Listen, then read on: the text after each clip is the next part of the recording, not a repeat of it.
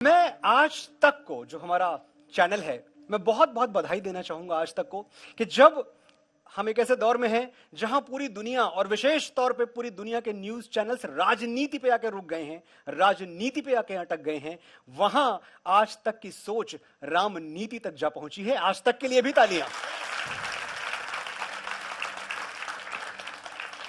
मैं अभी 4 दिन पहले बहुत सारे न्यूज चैनल्स देख रहा था, सब मंदिरों में नारियल फोड़ रहे थे कि भैया किसी तरह गाड़ी पलट जाए और हम लाइव टेलीकास्ट दिखा दें। तो ये है, लेकिन हां, इन्हीं सब चैनल्स के बीच में हमारे पास आज तक भी है जो सत्य के साथ खड़ा रहता है, वही दिखाता है जो सार्थक है और उसी की बात करता है। मैं ये राजनीति से रामनीति तक का जो अभूतपूर्व विकास है, अभूतपूर्व विकास, इसके लिए कुछ लोग बधाई के पात्र हैं। मैं वो नाम ले दूं, मेरे मित्र और बड़े भाई सुप्रिय जी जहां भी हैं, उनके लिए तालियां बजनी चाहिए। कली पुरी जी, पूरा इंडिया टुडे ग्रुप और मिस्टर पुरी, ये सब हैं, इसीलिए हम सच के साथ खड़े हुए हैं, सच के साथ लगे हुए हैं। मैं राम की कथा पे आऊं और राम की कथा का दर्शन आप तक पहुंचाऊं, उसके पहले मैं ये बताऊंगा कि मैं यहां तक पहुंचा कैसे। एक जो दुविधा थी जिसका सामना मैंने हमेशा किया और हर नौजवान करता है, यहां बैठे हुए जो मेरे नौजवान साथी हैं वो भी करते हैं और जो थोड़े उम्रदराज हो गए हैं वो भी करते हैं, और वो है कि आत्मविश्वास की कमी। हमको हमेशा ये लगता है कि यार ये जो बड़े लोग कामयाब है ना, ये जो सचिन तेंदुलकर बन गए, ये जो विराट कोहली बन गए, ये जो नरेंद्र मोदी जी बन गए, ये जितने भी लोग कहीं जाके पहुंच गए, ये अलग मिट्टी के बने थे, हमसे नहीं हो पाएगा, हम साधारण हैं, हम इनके जैसे नहीं हैं, हम मामूली हैं। ये जो एक चैलेंज हम हमेशा फेस करते हैं ना कि हम मामूली हैं, और हम ये भूल जाते हैं कि 3.8 बिलियन ईयर्स, 3800 करोड़ वर्ष लगे हैं मिट्टी के एक कण को, एक तिनके को इंसान बनने में। इतना प्रकृति ने हम पे काम किया है, इतना परिश्रम प्रकृति ने हम पे किया है। ये साइंस है, अगर आप पढ़ेंगे तो आपको पता चलेगा कि ऐसे नहीं बन गए आप। आपको बनाने में प्रकृति का परिश्रम लगा है 3800 करोड़ वर्षों का।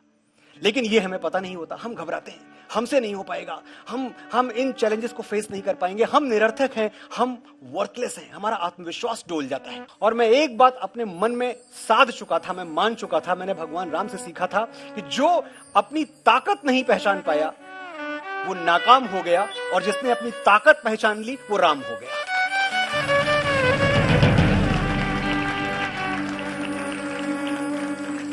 तो सचमुच लिटरल सेंस में राम भरोसे मैं यहां आया, और जब मुझसे लोग कहते कि तुम्हारे पास कुछ है नहीं, तुम कैसे लड़ोगे सफलता का संग्राम, तो मैं कहता मैं बिल्कुल वैसे ही लड़ूंगा ये संग्राम जैसे मेरे राम लड़े थे।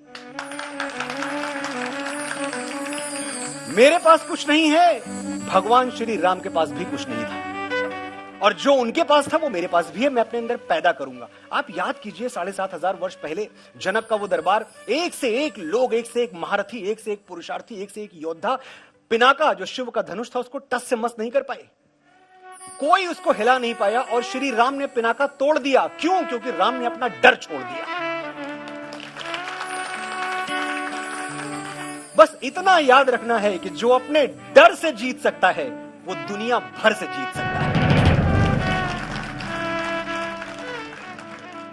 तो मैं आपको वो कहानी बता रहा था कि मैंने कहा कि मैं सफलता का ये संग्राम वैसे ही लड़ूंगा जैसे मेरे राम लड़े थे। भगवान श्री राम जब जाते हैं युद्ध लड़ने के लिए, तो विभीषण उनको देखते हैं और विभीषण की आंखों से झरझर झरझर आंसू बहने लगते हैं।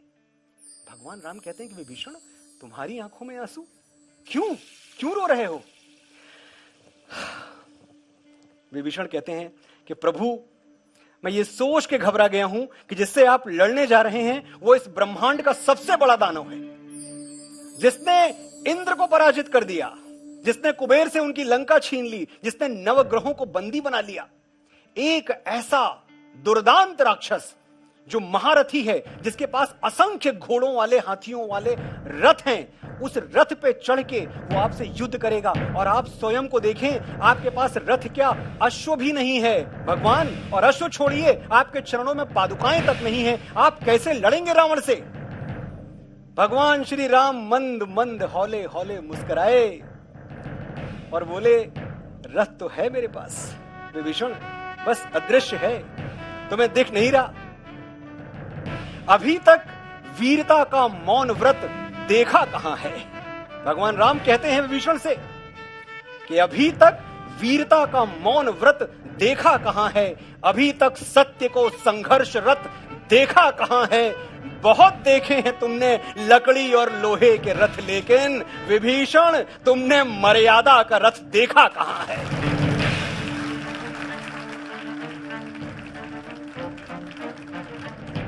बहुत देखे हैं तुमने लकड़ी और लोहे के रथ, लेकिन विभीषण तुमने मर्यादा का रथ देखा कहां है।